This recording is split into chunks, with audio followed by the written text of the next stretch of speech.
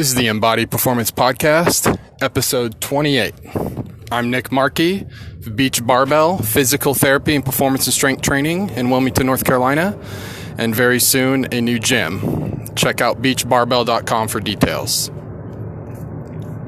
Today I want to talk about looking around at others and the pros and cons. So, looking around at others, people have been talking about this for long time. In the past, when magazines were very popular, the common refrain was young ladies having to see photoshopped models on the magazine, and then having sort of an unreasonable standard to hold themselves to. This hasn't really gone away, but now has morphed to the internet and social media. So magazines, come out weekly or monthly or whatever. Now social media is 24/7, and how they're built, you can basically have an endless supply of content. Because there's so many people posting, you could be looking at stuff forever. You also, if you're into weightlifting, there's a lot of people now posting their lifts and whatnot.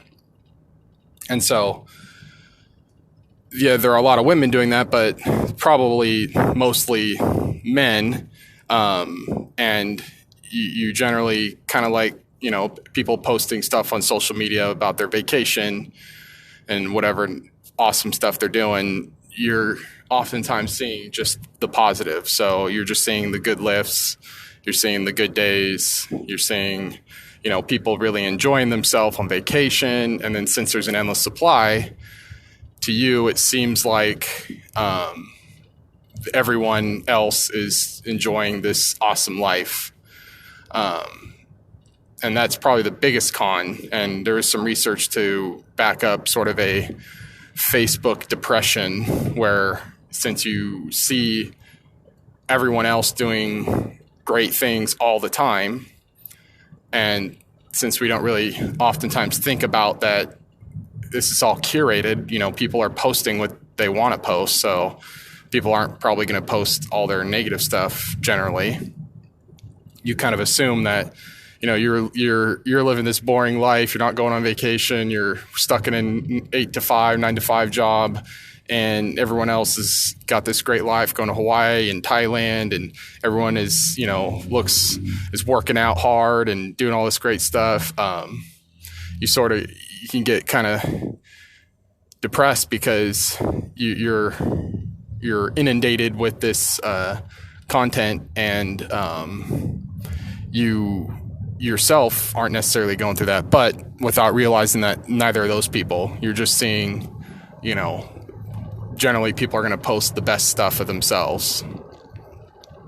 Now, obviously, just like a magazine, you don't have to buy it, and social media, you don't actually have to use it. Or you could, if most people are going to be looking at it on their phones, you could take it off your phone and only look on it when you go on like a laptop or computer. So that might make it more inconvenient and make it so you don't check it as much. You can also set it to, turn off notifications so it's not bugging you about checking you.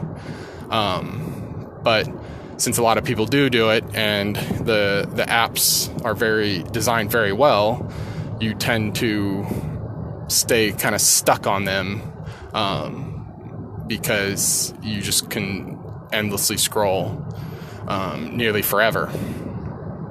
So I'd say that's the biggest con. Within training, no matter what skill level you are, I think it's oftentimes most often a con when you're looking around at what other people are lifting, because some people are gonna always be stronger than you. That's just the case.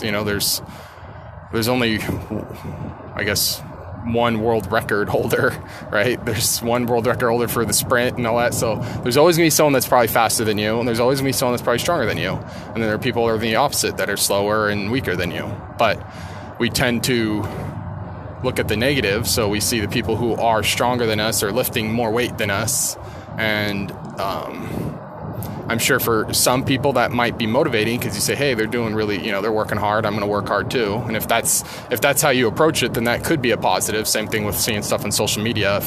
If you see someone working hard on there and then it makes you go out and work hard as well, kind of gives you a little bit of boost of motivation, then that is a positive. But oftentimes that's not what's happening. It's probably more people are seeing this and going, wow, I can't do that.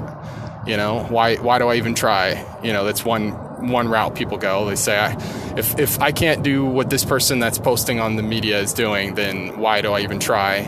Or people maybe try to push themselves past what they really probably should at the time, and then, perhaps end up with some issues or, get poor form or, maybe, injure themselves or tweak something, and then you're going to lose consistency because perhaps you can't, go in as much. And instead of not worrying about what, other people, like what the weight other people are doing, stop focusing on that. Just focus on, what you're doing, look at how well you can do. And you also have to, like if you're dealing with something maybe more of an injury or pain or problem, you kind of have to also maybe disregard your past self as well. So a lot of times people will look to the past and say, well, I should be able to do this because I did it before. And, there's some reasonable evidence that if you did something before, in close enough time frame from where you are now, like months, then it's probably reasonable that you could get back to that, but not worrying so much about trying to get to that point, but more just working on the process of getting better, especially when you're dealing with pain or injury, because, you can be dealing with that for weeks, months, maybe even years. And if you're pushing past thresholds that your body's not trying to go, then maybe you just keep ticking it off and keep having to deal with pain and whatnot for really no good reason, when you could, lighten the intensity or any other parameters to do what you are handling within, what your body's threshold is. And then you're just going to keep making a little bit of progress, over time. And then eventually you'll probably get back to that point that you were once before, but not looking to that past self so much. Because again, it could be sometimes motivating to try to, reach for the stars or, do the best you can, all that good stuff. But like most people aren't thinking that way. They're unnecessarily comparing themselves to either their past self or other people around them. I think this, pretty much applies to a broad spectrum of things in life, finances, somebody's making thousands and thousands of dollars on the internet, through, the quote unquote one simple trick or whatever, the clickbait names are. And then, we start looking at what we're doing and going, wow, I'm a nobody. I can't barely, just scrape by just a normal job. And this person's making it on the internet, and they're, and this is how they sell, all these products on the internet. They'll show you them flying around and on the beach and telling you how much they're, working on the beach and and it's not impossible to get to points where, maybe you have your finances set up that way, where you're mobile and you can do whatever you want basically. But, it's not just some easy thing. And just like the training, you have to look to yourself and what you can do in the time frame that you can handle, and not so much, I need to, I'm going to rise to where they're at, immediately, because I think that's just a recipe for failure. You're not saying you don't try, if that's something you're interested in getting to, it's certainly worth a try. If you feel you can handle what the task is, or the whatever the business is that you're trying to sell online. But it certainly is not just an overnight thing. And you can perhaps get kind of stuck in always seeking the thing that's going to get you there, and without really putting in the effort or work to build something on itself over time, and eventually it builds into something, quite nice. Because the reality is yes, there are some people who gotten opportunities and did quite well, but they're a small, very tiny fraction. It's like talking about Bill Gates. He dropped out of college and then he made the computer, and look, he's one of the richest people in the world, for the last decade or so. But that's one person out of something like 7.5 billion in this earth. So that's not to say that it can't happen. I mean, he certainly proved that it can happen. But realizing that, opportunities, can be something great to go after if you have a good work ethic and you kind of know what you're doing, with that opportunity. But realizing that there's a lot of business built on the backs of people going for opportunities that they don't really know what they're doing, and it seems like it'll be easy and quick and flashy, and it doesn't end up being that way.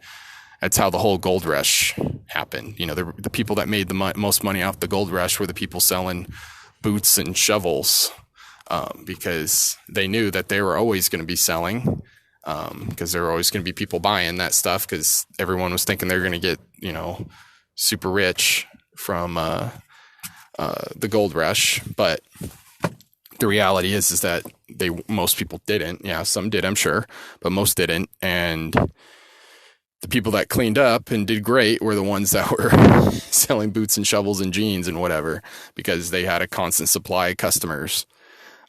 So just always realize that doesn't mean, go for opportunities, train hard, work hard, push yourself, to challenge yourself to get better. Those are great things, but realize that, rarely anything comes quick. And looking around at others oftentimes can be a surefire way to push you into maybe something that you really maybe shouldn't be going into, and pushing your way, doing the best you can, day by day is more the better way.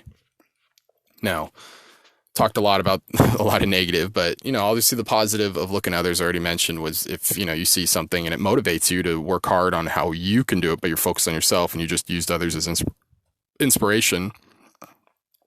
Other people that have also gone through things, like other business people, if you're starting a business and other people have gone through business and talking to them about, what they've dealt with, again, realizing that it's unique to them, what they dealt with, but they could offer potentially good advice in terms of things to think about or consider or look out for. So it's a good idea to pick people's brain on that kind of stuff. Same thing with training, like what are some things that, you've considered or tried, and what's, worked for you and what's not worked for you, just to have an idea. Cause, if you talk to 100 people and they give you a slightly similar answer, then, there could be a thing there. If it's happening that often from, practical experience, then, it might be something to think about. But then recognizing that you're unique to the situation, and it doesn't mean you will or won't deal with that thing. It's just, perhaps good advice to go through. That's like parents, telling you, what they dealt with and trying to help you, as a kid or a teenager or a young adult, to things to consider. Again, that's their experience and you have to take that for what it is. But, it could be potentially helpful advice. So I think that'll wrap up enough today. Again, Nick Markey, Beach Barbell Physical Therapy and Performance and Strength Training in Wilmington, North Carolina. Very soon opening a gym, building it out currently. Go ahead and check out beachbarbell.com if you are interested. Thank you. Bye.